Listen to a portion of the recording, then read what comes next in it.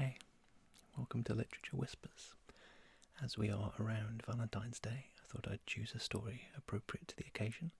So today I'm reading Winter Dreams by F. Scott Fitzgerald. This is a story of a man who falls in love with a wealthier woman and how their relationship progresses over a number of years in its ebbs and flows, stops and starts. It's one of the Gatsby cluster of stories where Fitzgerald experimented with themes that he would later expand on in his famous novel, The Great Gatsby. Give us a thumbs up so this video gets out to more people. Let me know what you think of the story in the comments, and without any further ado, let's get started. Winter Dreams. Some of the gaddies were poor as sin and lived in one-room houses with a neurasthenic cow in the front yard.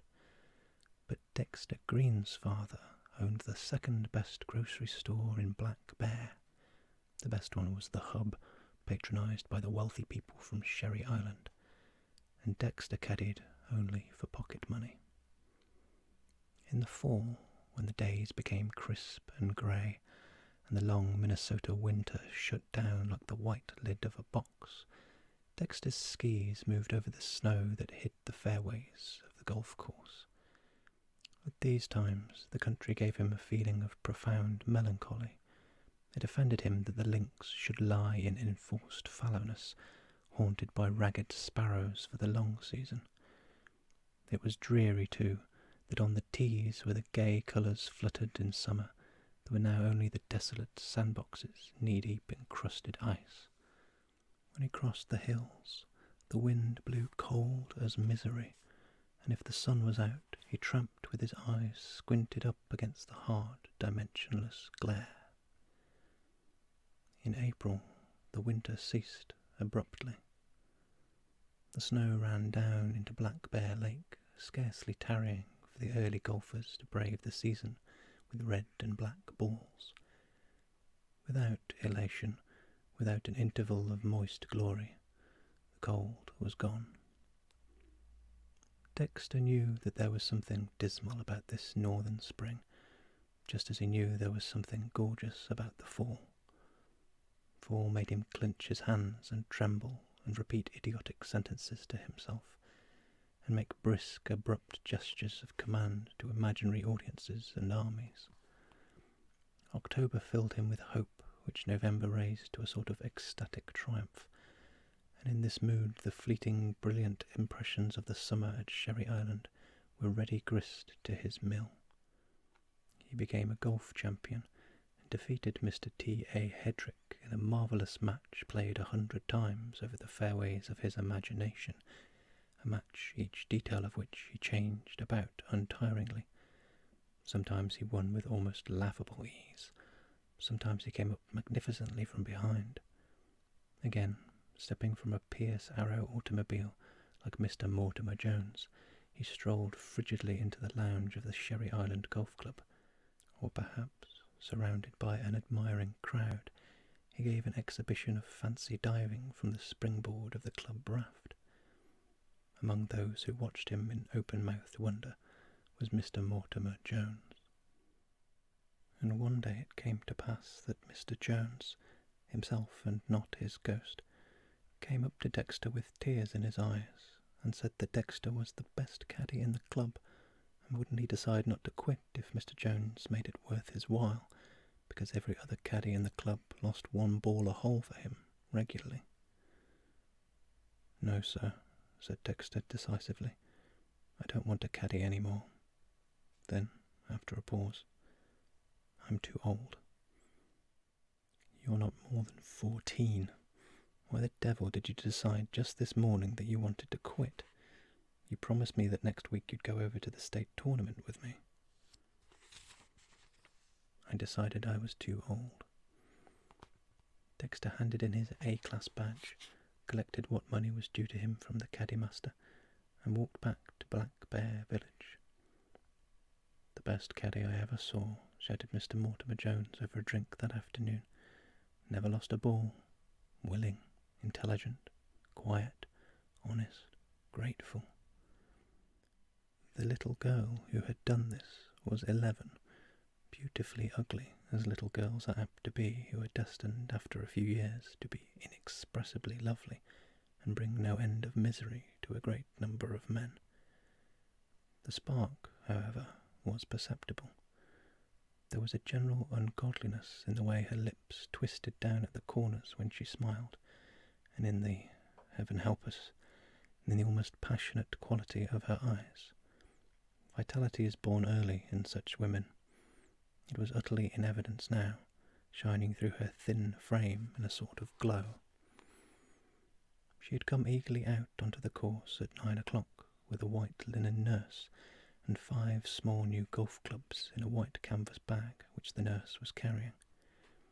When Dexter first saw her, she was standing by the caddy house, rather ill at ease, and trying to conceal the fact by engaging her nurse in an obviously unnatural conversation, graced by startling and irrelevant grimaces from herself. "Well, it's certainly a nice day, Hilda," Dexter heard her say. She drew down the corners of her mouth, smiled, and glanced furtively around, her eyes in transit falling for an instant on Dexter. Then to the nurse. "Well, I guess there aren't very many people out here this morning, are there?" The smile again, radiant, blatantly artificial, convincing.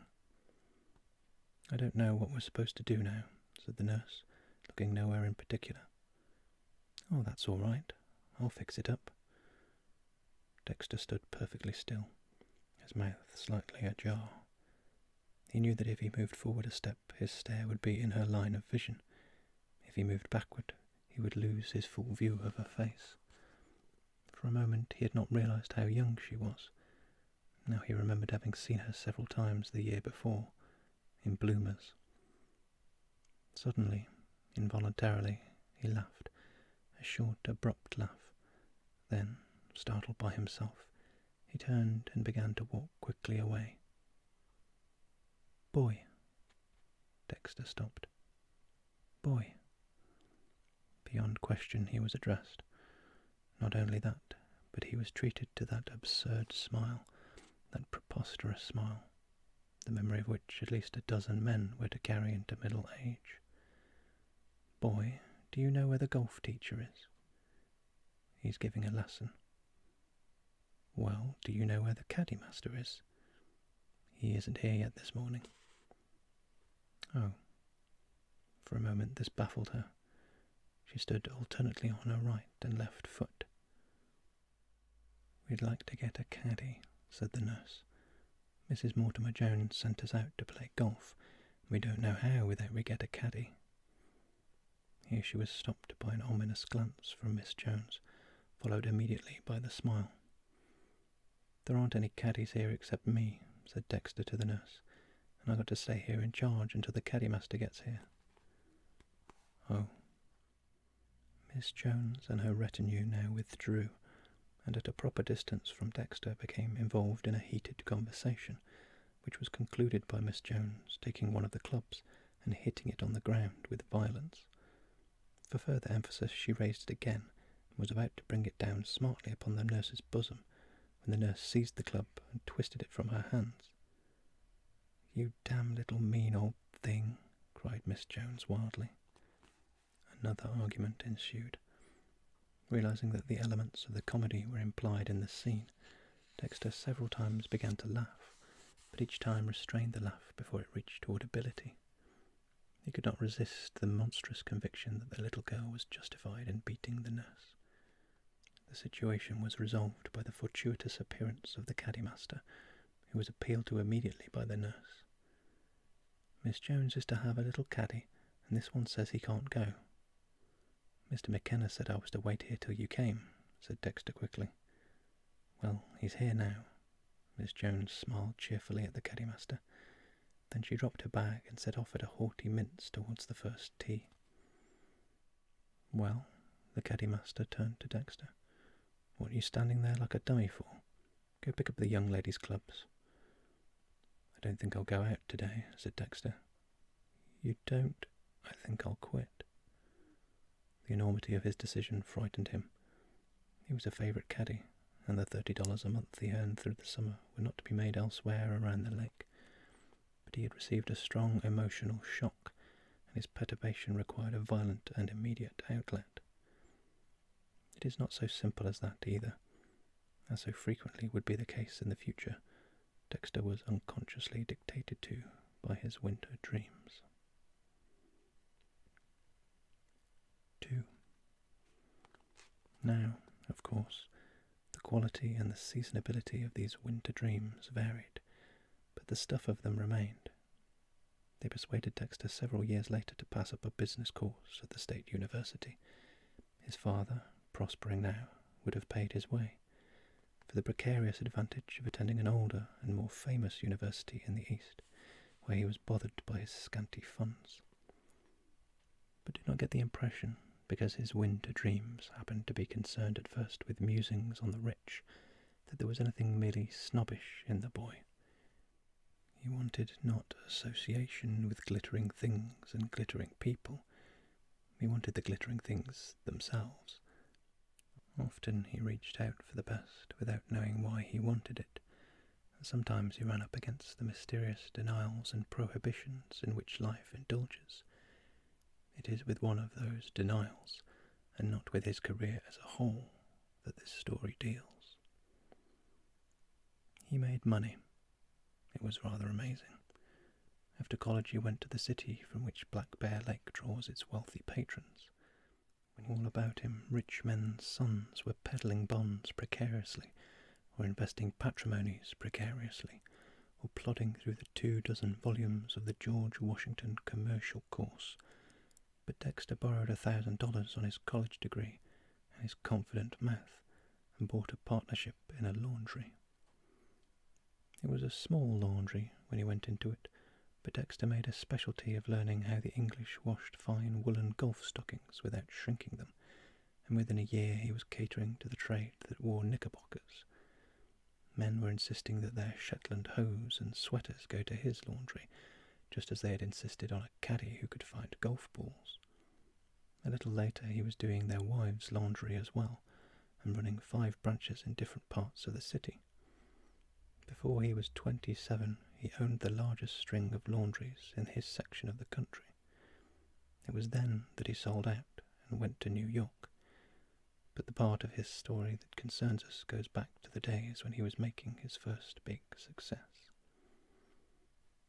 When he was 23, Mr. Hart, one of the grey-haired men who liked to say, "Now there's a boy," gave him a guest card to the Sherry Island Golf Club for a weekend. So he signed his name one day on the register, and that afternoon played golf in a foursome with Mr. Hart and Mr. Sandwood and Mr. T.A. Hedrick. He did not consider it necessary to remark that he had once carried Mr. Hart's bag over the same links, and that he knew every trap and gully with his eyes shut, but he found himself glancing at the 4 caddies who trailed them, trying to catch a gleam or gesture that would remind him of himself, that would lessen the gap which lay between his present and his past. It was a curious day, slashed abruptly with fleeting, familiar impressions.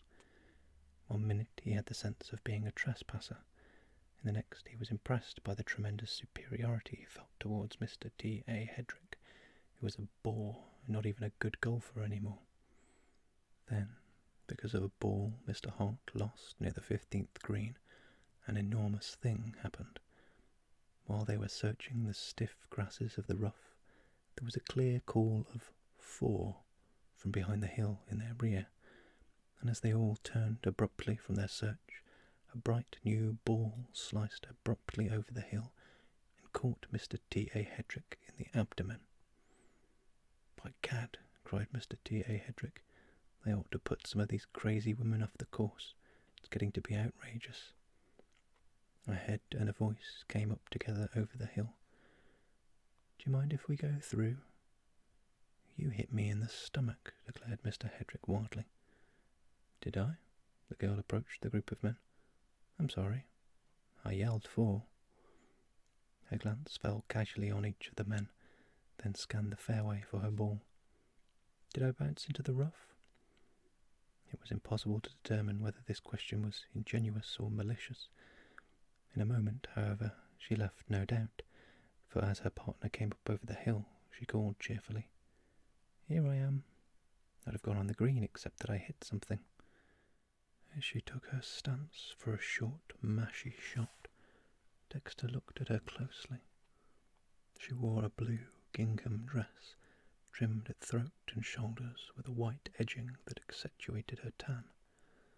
The quality of exaggeration, of thinness, which had made her passionate eyes and down-turning mouth absurd at 11, was gone now. She was arrestingly beautiful. The colour in her cheeks was centred like the colour in a picture. It was not a high colour, but a sort of fluctuating and feverish warmth, so shaded that it seemed at any moment it would recede and disappear. This colour and the mobility of her mouth gave a continual expression of flux, of intense life, of passionate vitality, balanced only partially by the sad luxury of her eyes. She swung her mashie impatiently and without interest, pitching the ball into a sandpit on the other side of the green. With a quick, insincere smile and a careless "Thank you," she went on after it. "That Judy Jones," remarked Mr. Hedrick on the next tee, as they waited some moments for her to play on ahead. "All she needs is to be turned up and spanked for 6 months, and then to be married off to an old-fashioned cavalry captain." "My God, she's good-looking," said Mr. Sandalwood, who was just over 30. "Good-looking," cried Mr. Hedrick contemptuously. "She always looks as if she wanted to be kissed, turning those big cow eyes on every calf in town." It was doubtful if Mr. Hedrick intended a reference to the maternal instinct. "She'd play pretty good golf if she'd try," said Mr. Sandwood. "She has no form," said Mr. Hedrick solemnly. "She has a nice figure," said Mr. Sandwood. "Better thank the Lord she doesn't drive a swifter ball," said Mr. Hart, winking at Dexter. Later in the afternoon, the sun went down with a righteous swirl of gold and varying blues and scarlets, and left the dry, rustling night of western summer. Dexter watched from the veranda of the golf club, watched the even overlap of the waters in the little wind, silver molasses under the harvest moon. Then the moon held a finger to her lips, and the lake became a clear pool, pale and quiet. Dexter put on his bathing suit and swam out to the farthest raft, where he stretched dripping on the wet canvas of the springboard. There was a fish jumping and a star shining, and the lights around the lake were gleaming. Over on a dark peninsula, a piano was playing the songs of last summer and of summers before that, songs from Chin Chin and the Count of Luxembourg and the Chocolate Soldier. And because the sound of a piano over a stretch of water had always seemed beautiful to Dexter, he lay perfectly quiet and listened. The tune the piano was playing at that moment had been gay and new 5 years before, when Dexter was a sophomore at college. They played it at the prom, once when he could not afford the luxury of proms, and he had stood outside the gymnasium and listened. The sound of the tune precipitated in him a sort of ecstasy, and it was with that ecstasy he viewed what happened to him now. It was a mood of intense appreciation, a sense that, for once, he was magnificently attuned to life, and that everything about him was radiating a brightness and a glamour he might never know again. A low, pale oblong detached itself suddenly from the darkness of the island, spitting forth the reverberate sound of a racing motorboat. 2 white streamers of cleft water rolled themselves out behind it, and almost immediately the boat was beside him, drowning out the hot tinkle of the piano in the drone of its spray. Dexter, raising himself on his arms, was aware of a figure standing at the wheel, of 2 dark eyes regarding him over the lengthening space of water. Then the boat had gone by, and was sweeping in an immense and purposeless circle of spray, round and round in the middle of the lake. With equal eccentricity, one of the circles flattened out and headed back towards the raft. "Who's that?" she called. shutting off her motor. She was so near now that Dexter could see her bathing suit, which consisted apparently of pink rompers. The nose of the boat bumped the raft, and as the latter tilted rakishly, he was precipitated towards her. With different degrees of interest, they recognised each other. "Aren't you one of those men we played through this afternoon?" she demanded. He was. "Well, do you know how to drive a motorboat? Because if you do, I wish you'd drive this one so I can ride on the surfboard behind. My name is Judy Jones." She favoured him with an absurd smirk, rather what tried to be a smirk, for, twist her mouth as she might, it was not grotesque, it was merely beautiful. "And I live in a house over there on the island, and in that house there is a man waiting for me. When he drove up at the door, I drove out of the dock because he says I'm his ideal." There was a fish jumping and a star shining, and the lights around the lake were gleaming. Dexter sat beside Judy Jones, and she explained how her boat was driven. Then she was in the water, swimming to the floating surfboard with a sinuous crawl.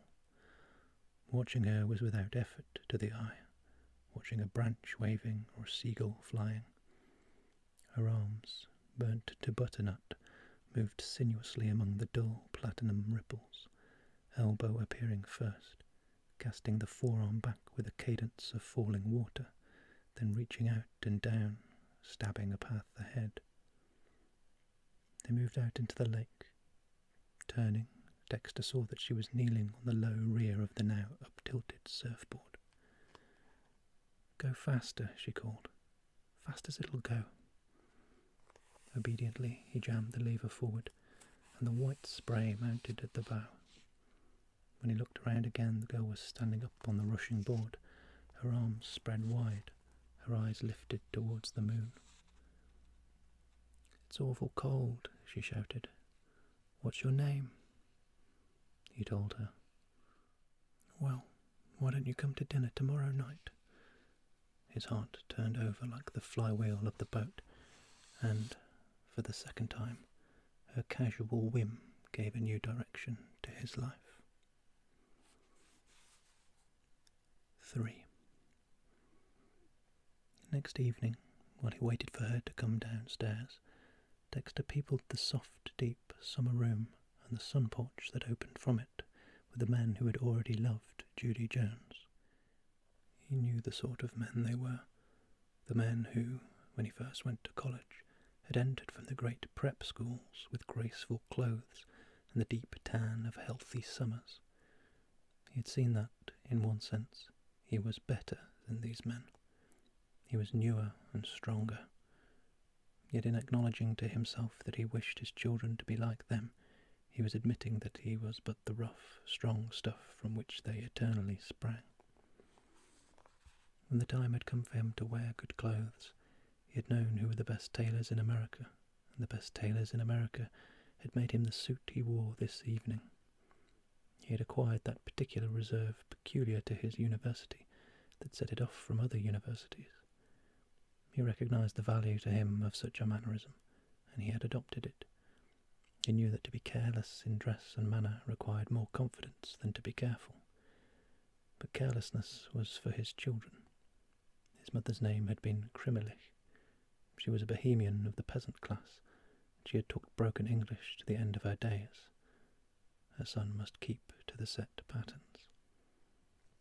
But a little after 7, Judy Jones came downstairs. She wore a blue silk afternoon dress, and he was disappointed at first that she had not put on something more elaborate. This feeling was accentuated when, after a brief greeting, she went to the door of a butler's pantry and, pushing it open, called, "You can serve dinner, Martha." He had rather expected that a butler would announce dinner, that there would be a cocktail. Then he put these thoughts behind him as they sat down side by side on a lounge and looked at each other. "Father and Mother won't be here," she said thoughtfully. He remembered the last time he had seen her father, and he was glad the parents were not to be here tonight. They might wonder who he was. He had been born in Keble, a Minnesota village 50 miles farther north. and he always gave Keble as his home instead of Black Bear Village. Country towns were well enough to come from if they weren't inconveniently in sight and used as footstools by fashionable lakes. They talked of his university, which she had visited frequently during the past 2 years, and of the nearby city which supplied Sherry Island with its patrons, and whither Dexter would return next day to his prospering laundries. During dinner she slipped into a moody depression which gave Dexter a feeling of uneasiness. Whatever petulance she uttered in her throaty voice worried him. Whatever she smiled at him, at a chicken liver, at nothing. It disturbed him that her smile could have no root in mirth, or even in amusement. When the scarlet corners of her lips curved down, it was less a smile than an invitation to a kiss.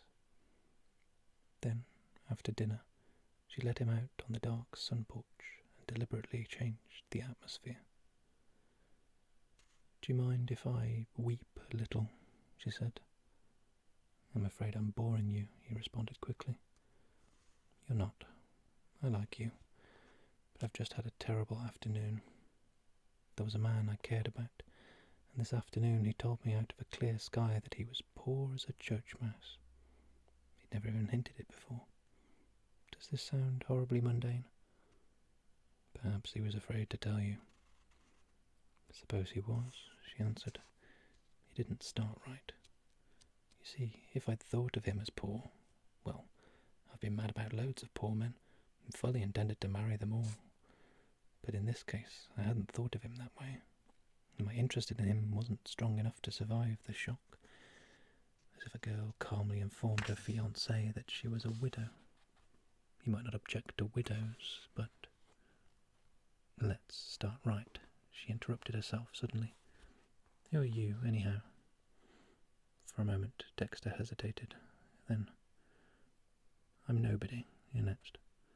"My career is largely a matter of futures." "Are you poor?" "No," he said frankly. "I'm probably making more money than any man my age in the Northwest. I know that's an obnoxious remark, but you advise me to start right." There was a pause. Then she smiled, and the corners of her mouth drooped, and an almost imperceptible sway brought her closer to him, looking up into his eyes. A lump rose in Dexter's throat, and he waited breathless for the experiment, facing the unpredictable compound that would form mysteriously from the elements of their lips. Then he saw. She communicated her excitement to him, lavishly, deeply, with kisses that were not a promise, but a fulfillment. They aroused in him not hunger, demanding renewal, but surfeit that would demand more surfeit. Kisses that were like charity, creating want by holding back nothing at all. It did not take him many hours to decide that he had wanted Judy Jones ever since he was a proud, desirous little boy. 4. It began like that, and continued with varying shades of intensity on such a note right up to the denouement. Dexter surrendered a part of himself to the most direct and unprincipled personality with which he had ever come in contact. Whatever Judy wanted, she went after with the full pressure of her charm. There was no divergence of method, no jockeying for position or premeditation of effects. There was a very little mental side to any of her affairs. She simply made men conscious to the highest degree of her physical loveliness. Dexter had no desire to change her. Her deficiencies were knit up with a passionate energy that transcended and justified them. When, as Judy's head lay against his shoulder that first night, she whispered, "I don't know what's the matter with me. Last night I thought I was in love with a man, and tonight I think I'm in love with you." It seemed to him a beautiful and romantic thing to say. It was the exquisite excitability that for the moment he controlled and owned. But a week later he was compelled to view this same quality in a different light. She took him in her roadster to a picnic supper, and after supper she disappeared, likewise in her roadster, with another man. Dexter became enormously upset, and was scarcely able to be decently civil to the other people present. When she assured him that she had not kissed the other man, he knew she was lying, yet he was glad that she had taken the trouble to lie to him. He was, as he found before the summer ended, one of a varying dozen who circulated about her. Each of them had at one time been favoured above all others. About half of them still basked in the solace of occasional sentimental revivals. Whenever one showed signs of dropping out through long neglect, she granted him a brief, honeyed hour, which encouraged him to tag along for a year or so longer. Judy made these forays upon the helpless and defeated without malice, indeed half unconscious that there was anything mischievous in what she did. When a new man came to town, everyone dropped out. Dates were automatically cancelled. The helpless part of trying to do anything about it was that she did it all herself. She was not a girl who could be won in the kinetic sense. She was proof against cleverness. She was proof against charm. If any of these assailed her too strongly, she would immediately resolve the affair to a physical basis, and under the magic of her physical splendour, the strong as well as the brilliant played her game and not their own. She was entertained only by the gratification of her desires and by the direct exercise of her own charm. Perhaps from so much youthful love, so many youthful lovers, she had come, in self-defence, to nourish herself wholly from within. Succeeding Dexter's first exhilaration came restlessness and dissatisfaction. The helpless ecstasy of losing himself in her was opiate rather than tonic. It was fortunate for his work during the winter that those moments of ecstasy came infrequently. Early in their acquaintance it had seemed for a while that there was a deep and spontaneous mutual attraction. That first August, for example, 3 days of long evenings on her dusky veranda, of strange, wan kisses through the late afternoon, in shadowy alcoves or behind the protecting trellises of the garden arbours, of mornings when she was fresh as a dream and almost shy at meeting him in the clarity of the rising day. There was all the ecstasy of an engagement about it, sharpened by his realization that there was no engagement. It was during those 3 days that, for the first time, he had asked her to marry him. She said, "Maybe someday." She said, "Kiss me." She said, "I'd like to marry you." She said, "I love you." She said, nothing. The 3 days were interrupted by the arrival of a New York man who visited at her house for half September. To Dexter's agony, rumour engaged them. The man was the son of the president of a great trust company, but at the end of a month it was reported that Judy was yawning. At a dance one night she sat all evening in a motorboat with a local beau, while the New Yorker searched the club for her frantically. She told the local beau that she was bored with her visitor, and 2 days later he left. She was seen with him at the station, and it was reported that he looked very mournful indeed. On this note the summer ended. Dexter was 24, and he found himself increasingly in a position to do as he wished. He joined 2 clubs in the city, and lived at one of them. Though he was by no means an integral part of the stag lines at these clubs, he managed to be on hand at dances where Judy Jones was likely to appear. He could have gone out socially as much as he liked. He was an eligible young man now, and popular with downtown fathers. His confessed devotion to Judy Jones had rather solidified his position, but he had no social aspirations, and rather despised the dancing men who were always on tap for the Thursday or Saturday parties, and who filled in at dinners with the younger married set. Already he was playing with the idea of going east to New York. He wanted to take Judy Jones with him. No disillusion as to the world in which she had grown up could cure his illusion as to her desirability. Remember that, for only in the light of it can what he did for her be understood. 18 months after he first met Judy Jones, he became engaged to another girl. Her name was Irene Shearer, and her father was one of the men who had always believed in Dexter. Irene was light-haired and sweet and honourable and a little stout, and she had 2 suitors whom she pleasantly relinquished when Dexter formally asked her to marry him. Summer, fall, winter, spring, another summer, another fall. So much he had given of his active life to the incorrigible lips of Judy Jones.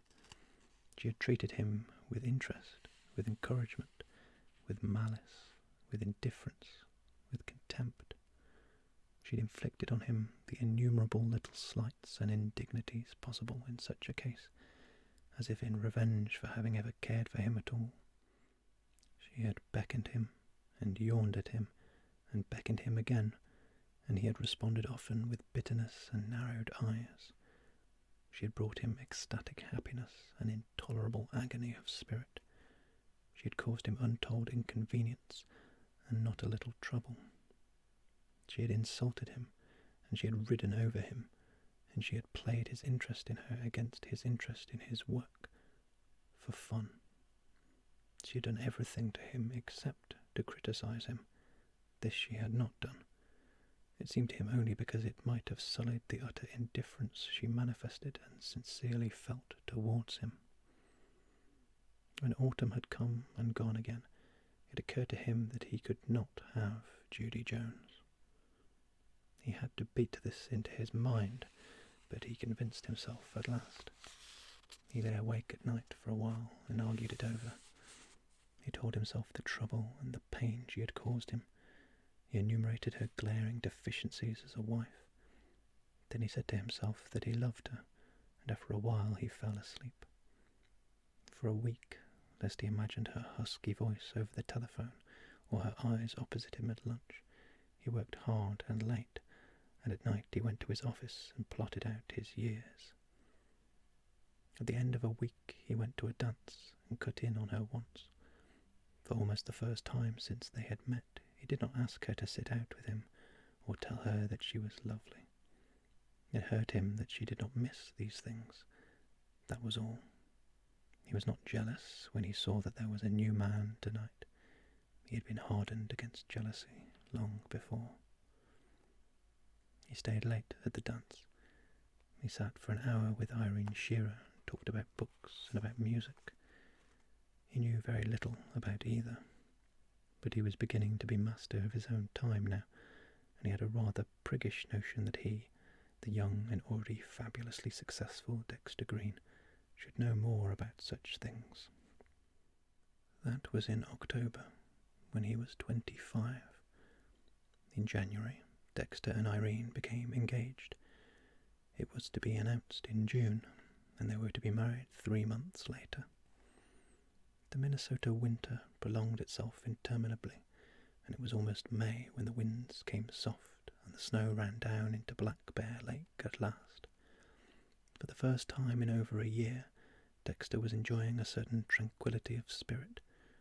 Judy Jones had been in Florida, and afterwards in Hot Springs, and somewhere she had been engaged, and somewhere she had broken it off. At first, when Dexter had definitely given her up, it had made him sad that people still linked them together and asked for news of her. But when he began to be placed at dinner next to Irene Shearer, people didn't ask him about her any more. They told him about her. He ceased to be an authority on her. May, at last. Dexter walked the streets at night when the darkness was damp as rain, wondering that so soon, with so little done, so much of ecstasy had gone from him. May 1 year back had been marked by Judy's poignant, unforgivable, yet forgiven turbulence. It had been one of those rare times when he fancied she had grown to care for him. That old penny's worth of happiness he had spent for his bushel of content. He knew that Irene would be no more than a curtain spread behind him, a hand moving among gleaming teacups, a voice calling to children. Fire and loveliness were gone, the magic of nights and the wonder of the varying hours and seasons.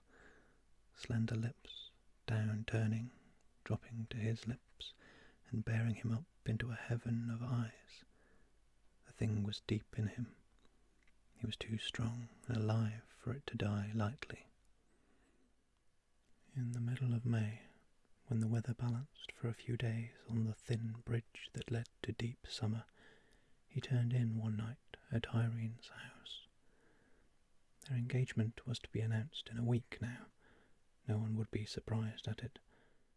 And tonight they would sit together on the lounge at the University Club and look on for an hour at the dances. It gave him a sense of solidity to go with her. She was so sturdily popular, so intensely great. He mounted the steps of the brownstone house and stepped inside.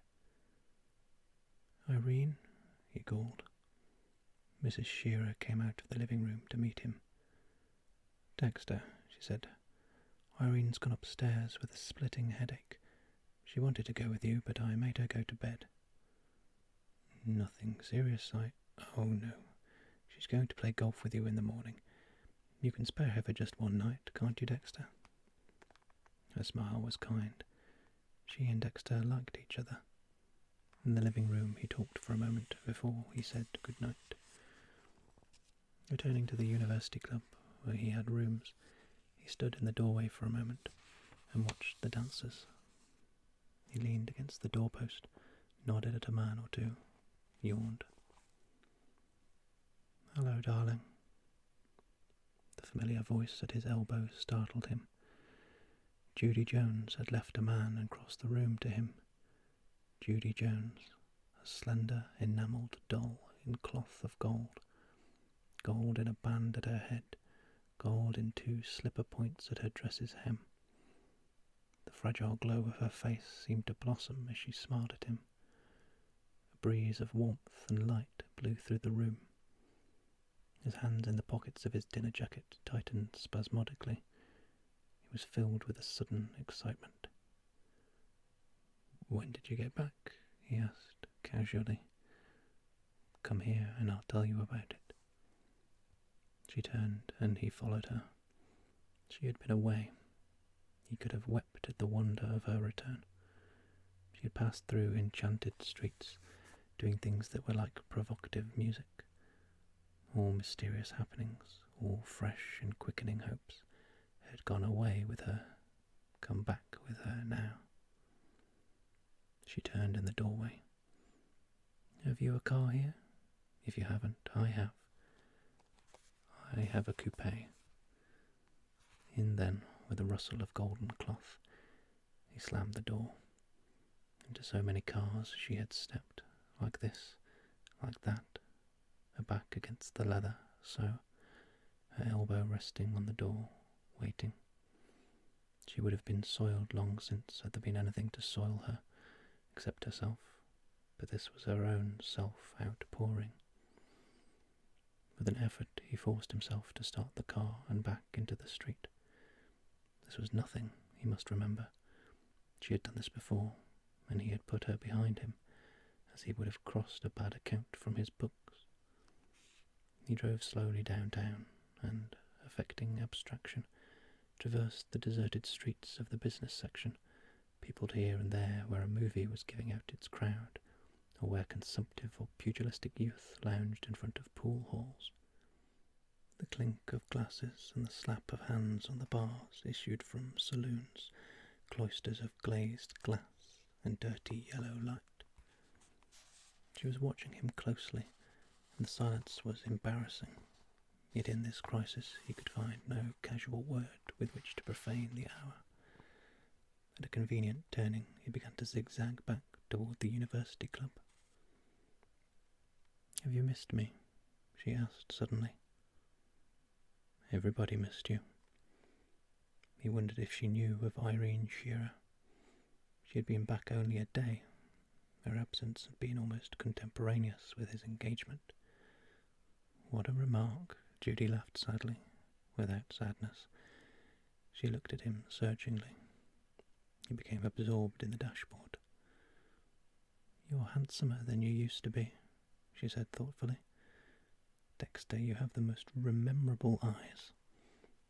He could have laughed at this, but he did not laugh. It was the sort of thing that was said to sophomores, yet it stabbed at him. "I'm awfully tired of everything, darling." She called everyone darling, endowing the endearment with careless individual camaraderie. "I wish you'd marry me." The directness of this confused him. He should have told her now that he was going to marry another girl, but he could not tell her. He could as easily have sworn that he had never loved her. "I think we'd get along," she continued on the same note, "unless probably you've forgotten me and fallen in love with another girl." Her confidence was obviously enormous. She had said, in effect, that she found such a thing impossible to believe, that if it were true he had merely committed a childish indiscretion, and probably to show off. She would forgive him, because it was not a matter of any moment, but rather something to be brushed aside lightly. "Of course you could never love anybody but me," she continued. "I like the way you love me. Oh, Dexter, have you forgotten last year?" "No, I haven't forgotten." "Neither have I." Was she sincerely moved, or was she carried along by the wave of her own acting? "I wish we could be like that again," she said, and he forced himself to answer, "I don't think we can." "I suppose not. I hear you're giving Irene Shearer a violent rush." There was not the faintest emphasis on the name, yet Dexter was suddenly ashamed. "Oh, take me home," cried Judy suddenly. "I don't want to go back to that idiotic dance with those children." Then, as he turned up the street that led to the residence district, Judy began to cry quietly to herself. He had never seen her cry before. The dark street lightened. The dwellings of the rich loomed up around them. He stopped his coupe in front of the great white bulk of the Mortimer Joneses' house, somnolent, gorgeous, drenched with the splendour of the damp moonlight. Its solidity startled him. The strong walls, the steel of the girders, the breadth and beam and pomp of it were there only to bring out the contrast with the young beauty beside him. It was sturdy to accentuate her lightness, as if to show what a breeze could be generated by a butterfly's wing. He sat perfectly quiet, his nerves in wild clamour, afraid that if he moved he would find her irresistibly in his arms. 2 tears had rolled down her wet face and trembled on her upper lip. "I'm more beautiful than anybody else," she said brokenly. "Why can't I be happy?" Her moist eyes tore at his stability. Her mouth turned slowly downward with an exquisite sadness. "I'd like to marry you if you'll have me, Dexter. I suppose you think I'm not worth having, but I'll be so beautiful for you, Dexter." A million phrases of anger, pride, passion, hatred, tenderness fought on his lips. Then a perfect wave of emotion washed over him, carrying off with it a sediment of wisdom, of convention, of doubt, of honour. This was his girl who was speaking, his own, his beautiful, his pride. "Won't you come in?" He heard her draw in her breath sharply. Waiting. "All right." His voice was trembling. "I'll come in." 5. It was strange that neither when it was over nor a long time afterward did he regret that night. Looking at it from the perspective of 10 years, the fact that Judy's flair for him endured just 1 month seemed of little importance. Nor did it matter that by his yielding he subjected himself to a deeper agony in the end, and gave serious hurt to Irene Shearer and to Irene's parents, who had befriended him. There was nothing sufficiently pictorial about Irene's grief to stamp itself on his mind. Dexter was at bottom hard-minded. The attitude of the city on his action was of no importance to him, not because he was going to leave the city, but because any outside attitude on the situation seemed superficial.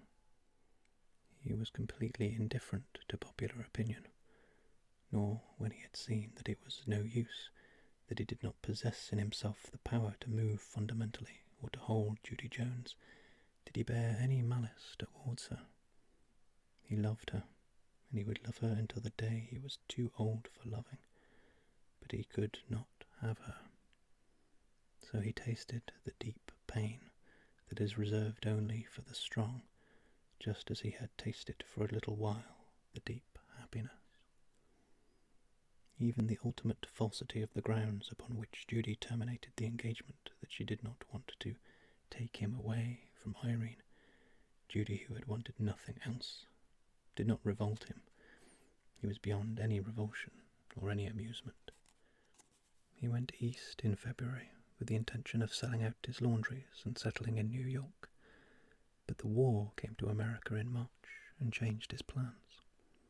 He returned to the West, handed over the management of the business to his partner, and went into the first officers' training camp in late April. He was one of those young thousands who greeted the war with a certain amount of relief, welcoming the liberation from webs of tangled emotion. 6. This story is not his biography, remember, although things creep into it which have nothing to do with those dreams he had when he was young. We are almost done with them, and with him now.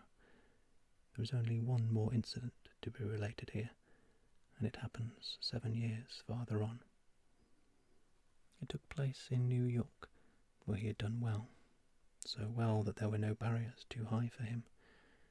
He was 32 years old, and, except for one flying trip immediately after the war, he had not been west in 7 years. A man named Devlin from Detroit came into his office to see him in a business way, and then and there this incident occurred, and closed out, so to speak, this particular side of his life. "So you're from the Middle West?" said the man Devlin with careless curiosity. "That's funny. I thought men like you were probably born and raised on Wall Street. You know, wife of one of my best friends in Detroit came from your city. I was an usher at the wedding." Dexter waited with no apprehension of what was coming. "Judy Sims," said Devlin with no particular interest. "Judy Jones, she was once." "Yes, I knew her." A dull impatience spread over him. He had heard, of course, that she was married. Perhaps deliberately he had heard no more. "Awfully nice girl," brooded Devlin meaninglessly. "I'm sort of sorry for her." "Why?" Something in Dexter was alert, receptive at once. "Oh, Lord Sims has gone to pieces in a way. I don't mean he ill-uses her, but he drinks and runs around." "Doesn't she run around?" "No, stays at home with her kids." "Oh, she's a little too old for him," said Devlin. "Too old?" cried Dexter. "Why, man, she's only 27. He was possessed with a wild notion of running out into the streets and taking a train to Detroit. He rose to his feet spasmodically. "I guess you're busy," Devlin apologized quickly. "I didn't realize." "No, I'm not busy," said Dexter, steadying his voice. "I'm not busy at all. Not busy at all. Did you say she was 27? No, I said she was 27. "Yes, you did," agreed Devlin dryly. "Go on then. Go on." "What do you mean?" "About Judy Jones." Devlin looked at him helplessly. "Well, that's... I told you all there is to it. He treats her like the devil. Oh, they're not going to get divorced or anything. When he's particularly outrageous, she forgives him. In fact, I'm inclined to think she loves him. She was a pretty girl when she first came to Detroit." A pretty girl. The phrase struck Dexter as ludicrous. "Isn't she a pretty girl any more?"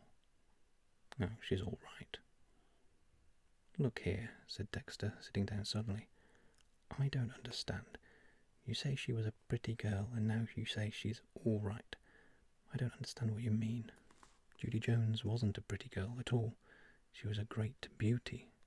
Why, I knew her. I knew her. She was... Devlin laughed pleasantly. I'm not trying to start a row, he said. I think Judy's a nice girl, and I like her. I can't understand how a man like Lud Sims could fall madly in love with her, but he did. Then he added, most of the women like her. Dexter looked closely at Devlin, thinking wildly that there must be a reason for this, some insensitivity in the man, or some private malice. Lots of women fade just like that. Devlin snapped his fingers. You must have seen it happen.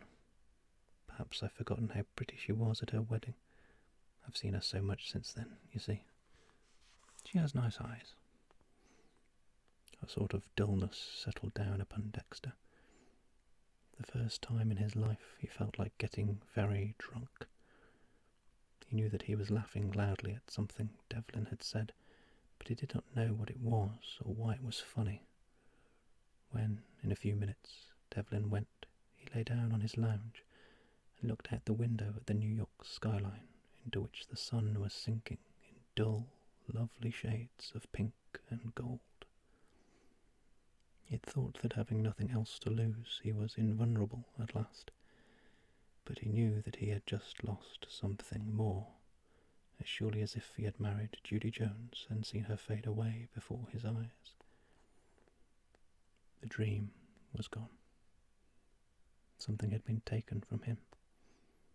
In a sort of panic, he pushed the palms of his hands into his eyes and tried to bring up a picture of the waters lapping on Sherry Island and the moonlit veranda and gingham on the golf links and the dry sun and the gold colour of her neck's soft down and her mouth damp to his kisses and her eyes plaintive with melancholy and her freshness like new fine linen in the morning. Why, these things were no longer in the world. They had existed, and they existed no longer. For the first time in years, the tears were streaming down his face.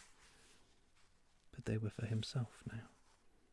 He did not care about mouth and eyes and moving hands. He wanted to care, and he could not care. For he had gone away, and he could never go back any more. The gates were closed, the sun was gone down, and there was no beauty but the grey beauty of steel that withstands all time.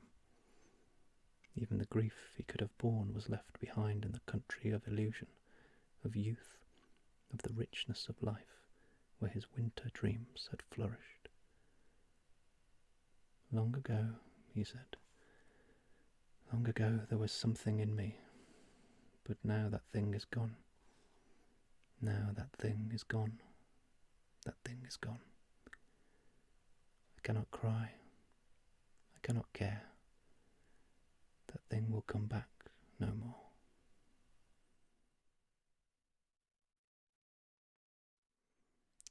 Thank you so much for watching. I hope you enjoyed the story.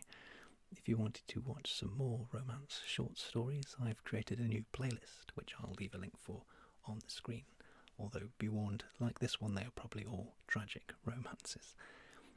If you enjoyed the story so much that you want your own physical copy to read, I will leave a link in the description where you can buy a collection that contains it. If you want to see more stories, please consider clicking subscribe and the little bell to get notifications when I make a new video. And I will see you in the next one.